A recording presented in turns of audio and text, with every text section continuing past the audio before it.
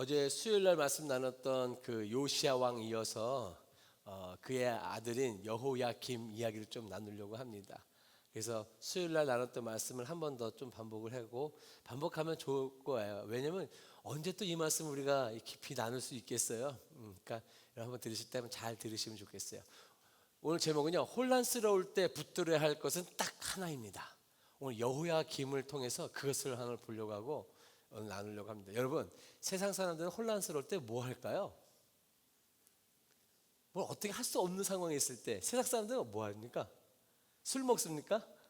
저는 안 먹어서 잘 모르겠네요. 어찌됐든 간에 하나님의 사랑은 뭔가 좀 달라야 되겠죠? 네, 그게 있을 거예요. 오늘 그거를 한번 찾아보도록 하겠습니다. 자, 한 번 더 얘기하겠습니다. 재밌는 얘기 또 한번 하겠습니다. 우리 열왕기하 24장 말씀을 한번 찾아보겠습니다. 네, 열왕기하 24장 말씀 한번 찾아보시죠. 여호야김 이야기입니다. 수요일날 나눠드렸던 지도를 한번 보도록 할게요. 이 지도 상황을 이해를 하셔야지 여호야김 이야기를 들을 때 좀 이해를 하실 수가 있어요. 그냥 여호야김 하면은 뭐 나중에 생각도 안 나요. 자, 봅시다.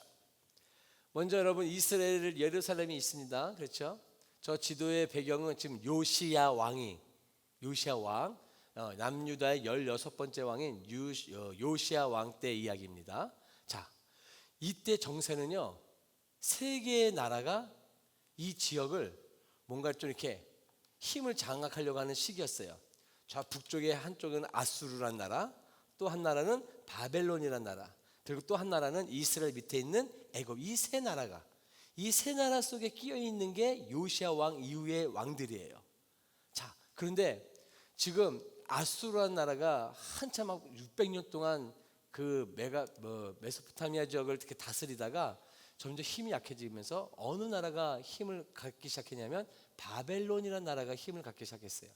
이 바벨론이가요, 아수르의 수도에 막 니느웨도 침공하고 도시들을 막 먹기 시작하니까 이게 점점점 기울어지기 시작하는 거예요. 그럼 이 밑에 있던 이 애굽의 나라는요, 눈치를 봐야 돼요. 점점 아수르가 힘을 약해지네. 그러면 저 바벨론이 나중에 우리까지도 넘어올 수 있겠다 싶어서 이 애굽이 군사를 이끌고 아수르하고 좀 힘을 합쳐서 연합군이 돼서 이 바벨로니아 나라를 견제하려고 어디까지 올라가냐면은 저 맨 끝에 있는 갈그미스라는 지역까지 올라가요. 그런데 갈그미스라는 지역을 올라가기 위해서는 어디를 거쳐가야 되냐면 남유다를 거쳐가야 된답니다. 근데 그 남유다의 왕이 누구라고요? 요시야 왕. 근데 요시야 왕의 입장에서는요, 요시야 왕은 애굽의 바로 느고도 그랬어요. 내가 너희들을 침공하려는 게 아니야. 난 지금 아수르하고 연합해서 바벨론을 견제하는 거니까 너 그냥 있어도 돼. 근데 이 요시야 입장에서는 뭐가 불안했는지 모르지만 어찌됐든 간에 이 애굽의 바로 느고 왕이 올라올 때 어디쯤 왔을 때 그 무깃도라는 곳에 왔었을 때 이 애굽의 남유다의 요시야 왕이 이 무깃도에서 애굽 바로 느고 왕과 전투를 합니다. 쓸데없는 전쟁을 한 거죠. 쓸데없는 전쟁을 한 거예요. 근데 거기 전쟁에서 요시야 왕이 죽었어요. 죽었습니다. 그리고 이제 애굽은 다시 자기네 목적지인 갈그미스 저 위쪽까지 올라가는 거죠. 올라가죠. 그러고 나서 이제 아수르하고 같이 연합해가지고 바벨론하고 전쟁을 붙었는데 어떤 데서는 패했다 얘기하지만 제가 봤을 때 그냥 무승부로 끝난 것 같아요, 전쟁이. 그래서 이제 애굽이 바로 느고가 이제 다시 자기 지역으로 내려가려고 했더니 그 사이에 이스라엘 백성들이 요시야 왕이 죽었으니 그 요시야 왕의 아들인 여호아스는요, 요시야 왕이 네 아들이 있었는데 첫째 아들은 금방 죽은 것 같아요. 성경에는 별로 나오지도 않아요.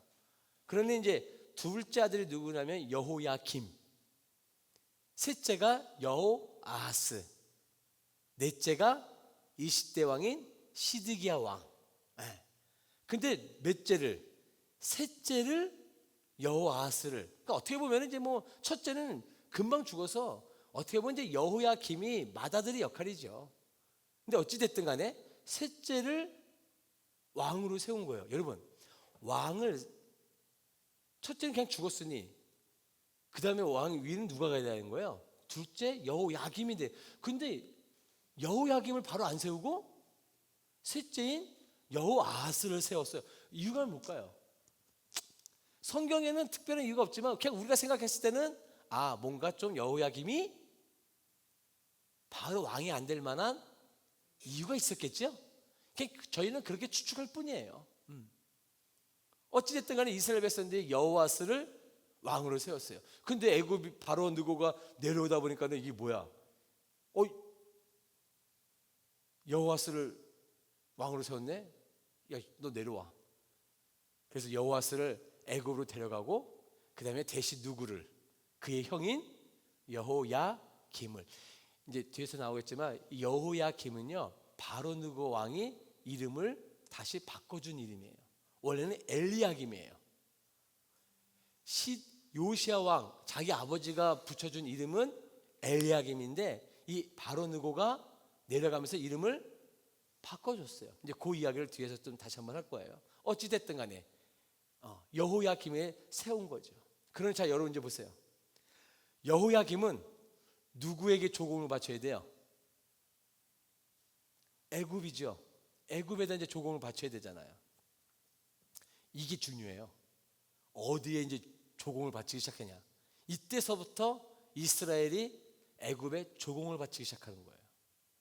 자, 그러고 나서 좀 잠시 있다가 또 이 애굽이 또 바벨론과 전쟁을 한 번 더 합니다. 그게 이제 역사적으로 2차 갈그미스 전투라고 해요.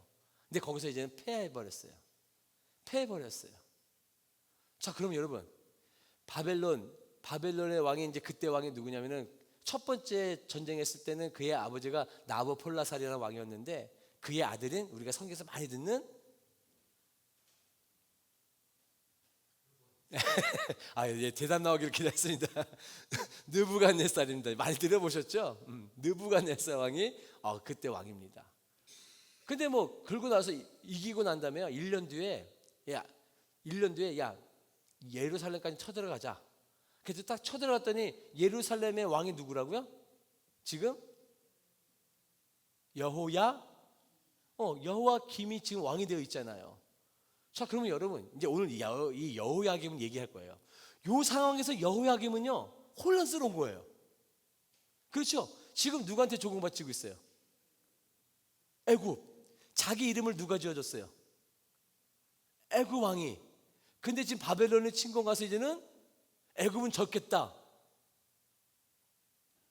이거 조공 어디다 바쳐야 돼요? 요 상황.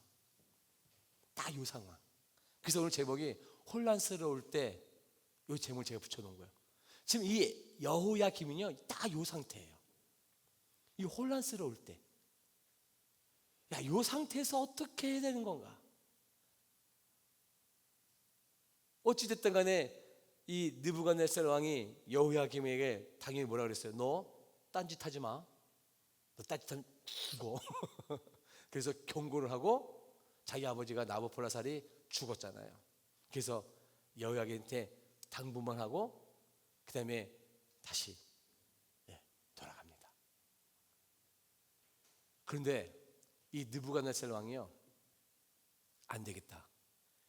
저 밑에 있는 이 애굽을 완전히 없애버려야 되겠다고 다시 침공을 합니다. 그래서 이 애굽의 국경까지 가요. 근데 거기서 침공을 못해요. 요 틈에 여호야김이 바벨론이 졌네? 그럼 뭐 해야 돼요? 배신해야죠. 근데 이 배신할 때, 그래서 이제 역사를 알아야 되는 게 이 배신할 때 여기서 등장하는 이 선지자가 누구냐면 예레미야 선지자예요. 예레미야 선지자. 예레미야 선지자는 뭐라 그러는 거예요? 배신하지 말라. 그것도 이제 뒤에서 얘기할 거예요. 제가 이제 우선 잠깐만 얘기해드려요. 배신하지 말라. 그 전에 아까 요시야 왕이 무기또 전쟁에서 졌다 그랬잖아요. 졌잖아요. 요시야 왕이 졌을 때 슬퍼서 이 예레미야가 지은 성경이 불렀던 애가 예레미야 애가예요. 그러니까 여러분들이 생각할 때 예레미야는 언제 활동했던 선지자예요? 요시야 왕 때 활동했던 선지자라고 생각하시면 돼요. 요시야 왕 때. 우리 옛날에 그냥 예레미야면 예레미야 읽었지, 예레미야가 도대체 어디서 활동했던 왕인지도. 그러니까 우리가 아마 요거 성경 딱 끝나면 예레미야를 읽으면 요 요시야 왕하고 그 뒤에는 여호야김 이야기가 계속 나와요. 이유가 이때 활동했던 선지자이기 때문에 그래요. 어찌됐든 간에 이 여호야김이 배반하려고 하니까 배반하지 말라고 하나님이 분명히 뭐라 했다고? 바벨론에 끌려가니까 바벨론 섬기라 그랬다고. 그랬더니 뭐 여호야김의 입장에서는 이 예레미야는 완전 매국놈이죠. 그러니까 배반해요. 그랬더니 이 느부갓네살가 화가 나죠. 그랬더니 그 이스라엘 주변에 있는 뭐 갈대아의 부대라든지 모압 부대라든지 이 부대들을 동원해가지고 야, 이스라엘 침공해, 한번 밟아줘. 아마 그래서 여호야김이 그때 죽은 것 같아요. 그럼 여호야김이 또 죽으니까 백성들은 어떻게 해야 돼요? 또 왕을 세워야죠. 근데 이때 세운 게 이제 요시아의 손자인 여호야김의 아들인 여호야긴. 여호야긴은 3개월밖에 못했어요. 왜냐하면은 그러고 난 다음에 이 느부갓네살 왕이 이참에 아예 그냥 예루살렘은 다 멸망시키겠다 싶어가지고 직접 예루살렘을 침공했어요. 그러니까는 이 여호야긴이 뭐 전쟁도 하지 않고 그냥 손 들고 무조건 항복. 그래서 이 느부갓네살 왕이 여호야긴을 데리고 가고 그의 가족 다 데리고 가고, 그 다음에 누굴 세우냐면은 요시야 왕의 아들인 넷째 아들인 시드기야를 마지막 왕으로 세우는 거예요. 자, 이게 이 배경이에요. 그러고 나서 이제는 70년 동안 바벨론으로 포로로 가서 70년의 삶을 살아내는 거예요. 자, 근데 오늘 이 여호야김을 볼 거예요. 요시야의 아들이 이 여호야김. 아까 제가 말씀을 드리면서 잠깐 설명드린 이 혼란스러운 시대, 내가 애굽의 이름을 받아냈고 지금 바벨론은 나를 침공해서 나에게 조공바치를 하고, 이 혼란스러울 때 하나님의 사람들은 어떻게 해야 될까요, 여러분? 그 옆에 누가 있다고요? 예레미야 선지자. 그리고 예레미야 선지자는 계속 말을 한단 말이에요. 자, 오늘 그 말씀을 우리가 좀 살펴보려고 합니다. 자, 24장 1절 말씀을 한번 봅시다. 24장 1절 말씀이에요. 같이 읽겠습니다. 시작. 여호야김 시대에 바벨론의 왕 느부갓네살이 올라오매 여호야김이 3년간 섬기다가 돌아서 그를 배반한 이유가 뭐라고요? 느부갓네살 왕이 애국까지는 다시 침공했다가 거기서 지니까 요참에 배반해야지 하고 배반해버리는 거예요. 자, 아수르라는 나라는 점점 힘이 약해지고 이 애굽과 이 바벨론 사이에서 이 여호야김 왕은 내가 도대체 어디에 손을 잡아야 되느냐, 이런 갈등을 하고 있었을 때, 그러니까 어떻게 보면 우리는 결과적으로 알죠. 누구 손 잡아야 되는 거예요? 바벨론 손 잡아야죠. 그러나 지금 이 여호야김은 뭐 아무것도 모르는 상황이죠. 아무것도 모르는 상황이에요. 이 상황에서 여호야김이 어떻게 해야 되느냐? 자, 제가 여러분에게 질문하겠습니다. 여러분들이 여호야김이라면 어떻게 하시겠습니까? 오늘 주제예요. 여러분들이 그 여호야김 왕이라면 이 혼란스러울 때 어떻게 하시겠습니까? 정치적으로나 외교적으로나 군사적으로 혼란스러운 시대예요. 자, 여러분 23장 34절 말씀을 한번 보겠습니다. 그 앞으로 넘어가서 바로예요. 23장 34절 말씀. 아까 그 이름에 관한 이야기인데, 자, 얼마나 혼란스러운 상황일까 한번 생각해 보세요. 시작. 바로 느고가 요시야의 아들 엘리아김을 그의 아버지 요시야를 대신하여 왕으로 삼고 그의 이름을 고쳐 여호야김이라 하고 여호아스는 애굽으로 잡아갔더니 그가 거기서 죽으니. 요거 이해하시죠? 제가 설명해 드렸던 거예요. 애굽이 여호아스를 폐위시키고 그의 자리에 형인 여호야김을 왕으로 세웠는데, 여호야김은 애굽의 바로 느고 왕이 붙여준 이름이에요. 요시야 왕, 자기 아버지가 붙여준 이름은 뭐라고요? 여기 보니까 엘리야김이에요. 근데 여러분, 엘리야김의 뜻이 뭔지 아세요? 하나님이 세우셨다예요. 괜찮죠? 요시야 왕인데, 요시야 왕이 어떤 왕이라 했어요? 다윗과 버금가는 왕이라 그랬잖아요. 그런데 자기 아들의 이름을 하나님이 세우셨다. 잘 지었죠, 권사님? 잘 지어줬어요. 근데 여러분, 이 애굽의 바로 느고 왕이요 가면서, 그래? 그럼 내가 너하고 똑같은 이름을 지어줄게. 그게 뭐냐면 여호야김. 여호야김도요 무슨 뜻이냐면 하나님이 세우셨다는 거예요. 여러분, 뭐 같은 이름인데 왜 그냥 엘리야김으로 해오지, 왜 애굽 바로 느고 왕은 그 이름을 또 바꿔서 똑같은 의미인 여호야김으로 바꾼 걸까요? 네? 맞습니다. 주도권이 누구에게 있다고? 그전에는 네가 하나님이 세우셔서 했겠지만 내가 똑같은 일을 해줄 테니까, 그리고 이제 뭔가 주도권이 누구에게 있다라는 거예요. 네, 바로 왕 나에게 있다라 이거예요. 그런 지금 이 여호야김이 혼란스러운 거죠. 야, 이거 애굽에도 손을 내밀어야 되는 거고, 지금 바벨론 왕 느부갓네살 왕 침공해가지고 지금 나를 죽으니 살리니 막 그런 상황에서 요 혼란스러울 때 내가 지금 뭐 해야 돼요? 그러니까 어떻게 보면 이 여호야김은 허수아비예요. 허수아비. 딱 요 상황이. 여러분들한테 혼란스러울 때 있으셨어요? 저희 뭐 자주 말씀드리지만 저도 개척할 때 참 혼란스러웠죠. 그냥 개척한 게 아니라 이 코로나도 같이 개척해가지고 혼란스러운 거예요. 도대체 이거 어떻게 되지? 이런 상황 때, 여러분, 이 상황 때 어떻게 하시겠냐고요? 혼란스러울 때 방법은요 딱 하나예요. 말씀을 붙드는 거예요. 그냥 여러분, 제가 그냥 뭐 뻔한 말씀이네, 그냥 뻔한 말씀인데요, 오늘 이 여호야김의 환경을 보면요, 하나님이 말씀을 계속 부어주는데 그걸 듣지를 않아요. 혼란스러울 때 방법이 없느냐? 아니에요. 항상 하나님이 말씀으로 주십니다. 그 말씀 붙들면 뭐 하는 거예요? 사는 거예요. 사는 거예요. 저도 뭐 자주 계속 제가 간증을 말씀드렸지만, 저도 그 혼란스러울 때요 하나님 말씀 주셔서 산 거예요. 제가 뭐 사람을 붙여주셔서 산 건 아니고요, 그건 다음의 문제고, 제가 살기 위해서 하나님 되게 부어주셨던 게 뭐냐면요, 말씀이었어요. 그래서 말씀드렸잖아요. 마태복음 5장, 6장, 7장 말씀을 저에게 주셨다고. 그래서 그 말씀 붙들고 내가 이것을 어떻게 버텨야 될지를, 그래서 하나님과의 관계를 내가 계속 유지하면서 이 혼란스러울 때, 내가 하나님 말씀에 순종하고 나아갈 때 하나님이 살리시더라고요. 하나님과의 관계를 계속 지속하니까 어떻게 하시는 거예요? 하나님이요? 그 다음의 것은 아무것도 걱정하지 말라. 뭐 하는 거예요? 내가 다 챙겨줄 거야. 내일 일은 내일 염려해. 내일 일을 내일 염려하라는 뜻이 무슨 뜻이라 했어요? 내일은 내일이라는 것을 창조하시는 하나님이 알아서 할 거야. 그러니까 너 걱정하지 마. 내일을 창조한 내가 있는데 그건 내가 알아서 할 테니까 넌 오늘 뭐 하라는 거예요? 나와의 관계에 집중해. 그러니까 하나님이 다 챙겨주시더라고요. 우리 기도 배울 때 그런 말씀 드렸죠.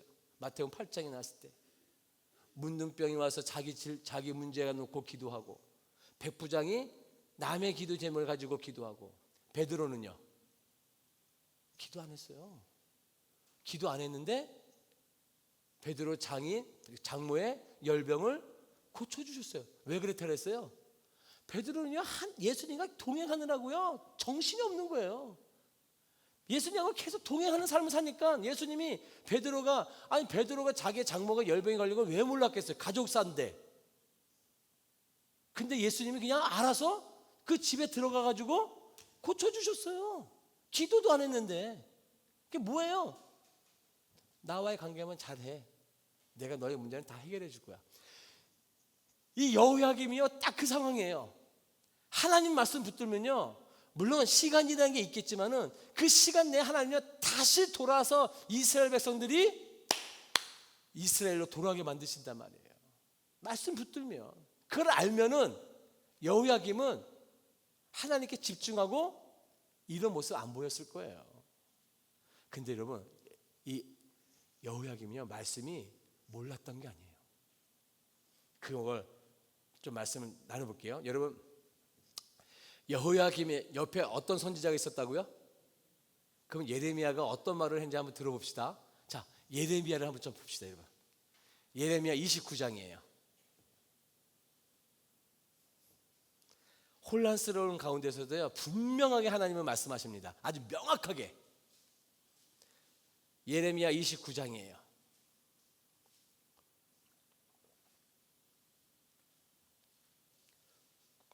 그러니 여호야김이 나올 때 예레미야를 같이 읽으면 좋아요.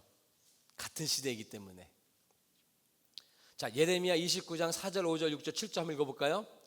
만군의 시작. 만군의 여호와 이스라엘 하나님께서 예루살렘에서 바벨론으로 사로잡혀 가게 한 모든 포로에게 이와 같이 말씀하시니라. 너희는 집을 짓고 거기에 살며 텃밭을 만들고 그 열매를 먹으라. 이게 무슨 말이에요? 너희들 지금 이제는 포로로 바벨론으로 잡혀가니까 거기서 잘 살으라고 하나님이 그렇게 말씀하신 거예요. 예레미야에게. 그것을 또 다 기록하라 그러셨거든요. 두루마리에다가. 그러니까 너희들 지금 이제는 여기서 포로로 잡혀가서 바벨론으로 갈 테니까 거기서 잘 먹고 집 잘 짓고 잘 살으라 이거예요. 물론 뭐 포로 생활이 뭐 잘 사는 건 그런 건 아니죠. 표현이 그렇다는 거겠죠. 거기서 이제 잘 살아. 자, 그 다음에 5절 6절 시작. 아내를 맞이하여 자녀를 낳으며 너희 아들이 아내를 맞이하며 너희 딸이 남편을 맞아 그들로 자녀를 낳게 하여 너희가 거기에서 번성하고 줄어들지 아니하게 하라. 7절 너희는 내가 사로잡혀 가게 한 그 성읍의 평안을 구하고 그를 위하여 여호와께 기도하라. 이는 그 성읍이 편안함으로 너희도 편안할 것입니다. 바벨론을 위해서 뭐하라? 기도해 주라.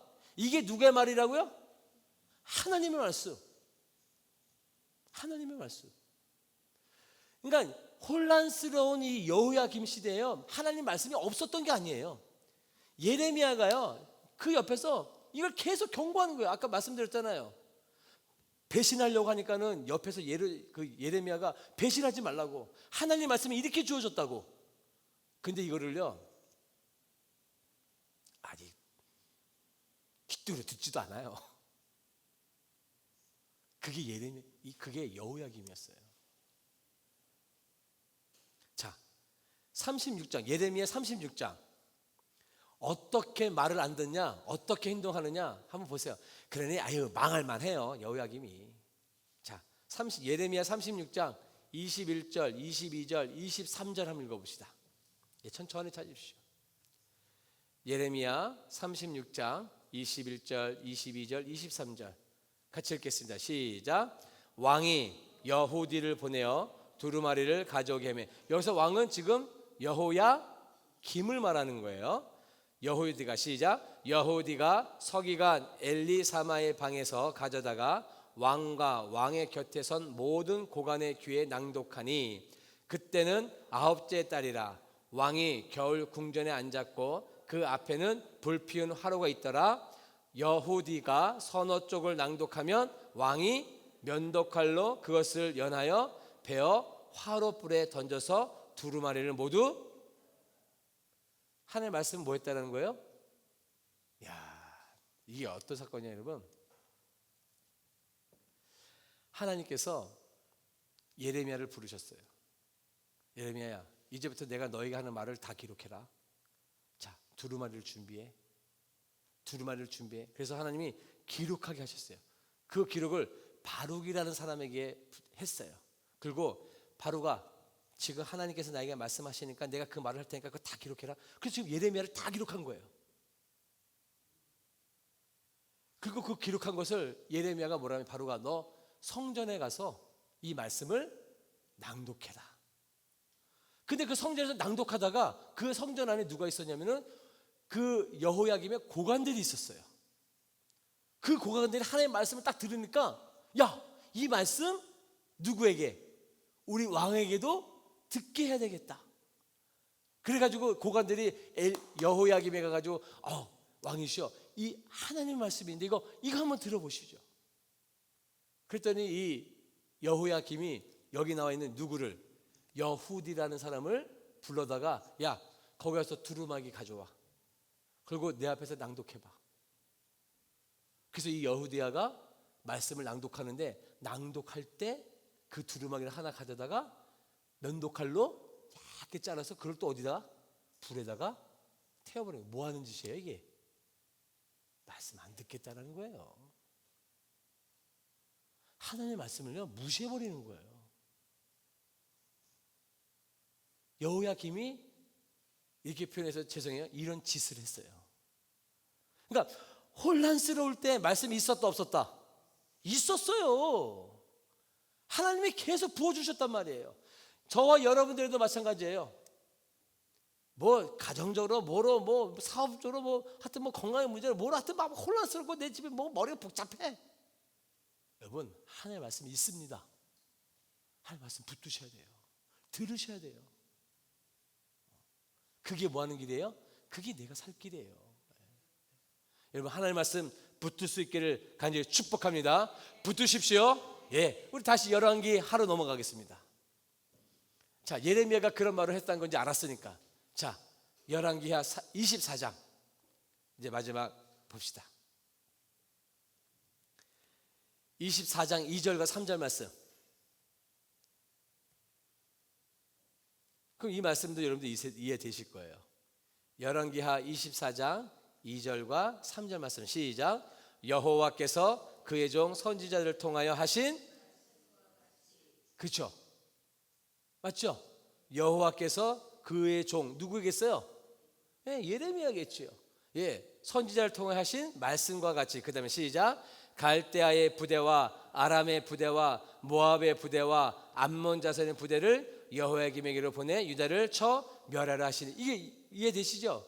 아까 말씀드렸던 건 느부갓네살 왕이 이 배신한다고 하니까 그 옆에 있는 갈대아 우르의 그 사람들과 부대들을 모아서 너 야 유다 침공해. 그래서 침공한 거예요. 아마 그래서 이때 아마 여호야김이 죽었을 거예요.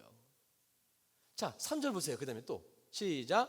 이 일이 유다의 임함은 곧 여호와의 말씀대로, 예, 여호와의 말씀대로 그들을 자기 앞에서 물리치고자 하심이니. 이는, 여러분 질문해 보도록 합시다. 이게 왜 므낫세주의죠? 므낫세가 누구예요? 히스기야의 아들이고 요시야의 아버지잖아요. 므낫세 55년 동안 통치했다는데 아주 개판 쳤던 왕이라 그랬잖아요. 남유다에서 가장 악한 왕. 근데 여기서 왜 므낫세제라 그러죠? 저는 이걸 이렇게 해석했어요. 이렇게 해석했어요. 왜냐하면 여러분 24장 13절과 14절 한번 읽어봅시다. 24장 13절과 14절 24장 13절과 14절. 여러분 지금 막 머리가 왔다 갔다 하는 거 아니죠? 자, 열왕기하 24장 13절 14절 시작. 그가 여호와의 성전의 모든 보물과 왕궁 보물을 집어내고 또 이스라엘 왕 솔로몬이 만든 것 곧 여호와의 성전의 금 그릇을 다 파괴하였으니 여호와의 말씀과 같이 되었다. 스톱. 여호야김의 하나 그 느부갓네살 왕이 이제는 뭐 한 거야? 아까 쳐들어와 가지고 그 예루살렘에 있는 모든, 예, 성전에 있는 모든 보물들을 다 가지고 간 거예요. 그거예요. 자, 여러분 머리 한번 굴려보세요. 지금 어느 나라가? 바벨론의 느부갓네살 왕이 와서 다 가져간 거예요. 바벨론이 언제 이 예루살렘에 이런 보물들이 가득 있었다는 걸 알았어요? 맞습니다. 히스기야 때. 히스기야가 병들었을 때, 그 병문안 왔었을 때 그때는 바벨론이 막 힘이 있던 나이가 아니었어요. 조문 왔었을 때 이 히스기야가 누구 자랑해야 돼요? 하나님 자랑해야죠. 자기 병을 치유해 주신 분이 하나님이신데 자기가 하나님 자랑하지 않고 자기 자랑하면서 뭘 다 보여줬어요? 성전 안에 있는 모든 보물들을 다 볼. 그것이 다 예언대로 그 당시에 선지자가 누구였었냐면 히스기야 시대는 이사야가 선지자였어요. 그 이사야가 선지자가 선포한 거죠. 이 말씀을 그 있는 모든 보물을 다 가져와야 돼. 다 멸망하리라 했더니 이 히스기야 왕이 뭐라 그랬다 그랬어요? 아유, 뭐 어쩔 수 없죠. 뭐 어쩔 수 없습니다. 그러나 뭐 제 때만이라도 잘 있으면 된 거죠. 뭐. 근데 여기 왜 문하세제라 그랬을까요, 여러분? 저는 이거를 물론 문하세제라고 해도 크게 문제는 없는데 저는 이걸 이렇게 생각했어요.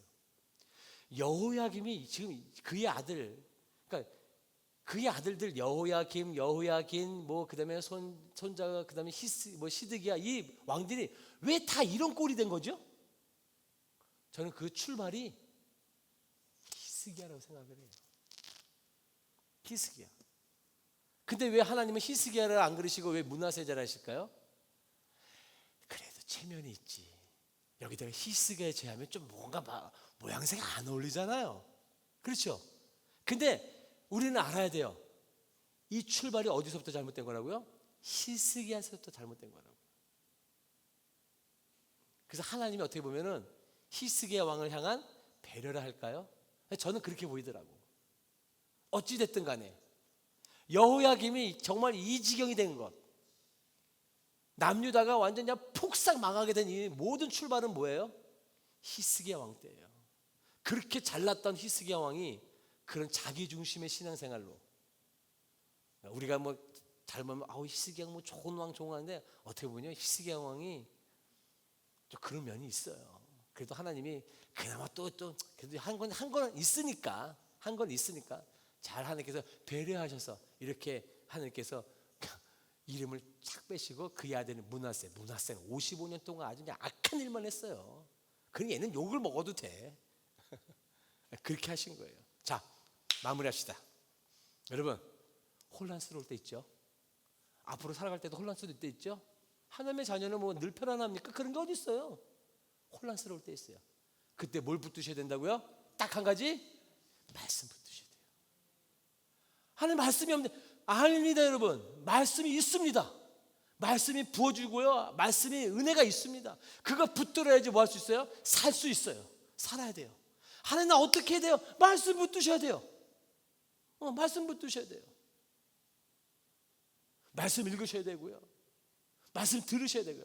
요즘 여러분 좀 그런 거, 우리 찬양 많이 듣죠? 많이 듣죠, 준아야? 근데 많이 부르지는 않는 것 같아. 여러분 어떻게 생각하세요? 저 20살 때 보면 참 많이 불렀던 것 같아요. 기타 치느라고 막 제 입으로 많이 부르고. 근데 요즘은 이게 핸드폰이 너무 잘 되니까 내가 부르는 건 별로 없어. 많이 듣는 게 많아지는 것 같아요. 부른다고 한다면 고작 해봤자 교회 와서, 그렇죠 전우님? 그런 것 같아요. 근데 여러분 아까 보세요. 아까 여호야김도 그랬지만은 예레미야에도 그 하나님이 항상 말씀을 낭독하라, 읽어라. 믿음은 어디서 나온대요? 들으면 어떻게 들어야 되는데요? 말씀을 소리내서 읽어야죠. 그래야지 듣지 말씀을. 여러분 말씀을 많이 읽으십시오. 예, 많이 읽으십시오. 그리고 낭독하십시오. 그리고 찬양도 듣는 것뿐만 아니라 많이 좀 부르십시오. 부르십시오. 여러분 뭐 차 타고 다니시는 분들 있잖아요. 차에서 내가 그냥 소리 지른다 누가 뭐라 그랬어요. 찬도 많이 부르시고, 기도도 때로는 좀 한번 소리 내서도 기도하시고. 하나님의 말씀 붙드시기 바랍니다. 혼란스러울 때 하나님의 말씀이 있습니다. 없다고 하나님 원망하지 마세요. 분명히 하나님의 말씀이 있어요. 오늘도 그 말씀 붙들고 사는 저와 여러분들 간절히 축복합니다. 우리 빛을 담은 교회가요, 예배가 살아있는 교회, 기도가 살아있는 교회, 찬양이 살아있는 교회, 그렇게 되길 축복합니다. 예배가 살아나야 돼요. 찬양하겠습니다.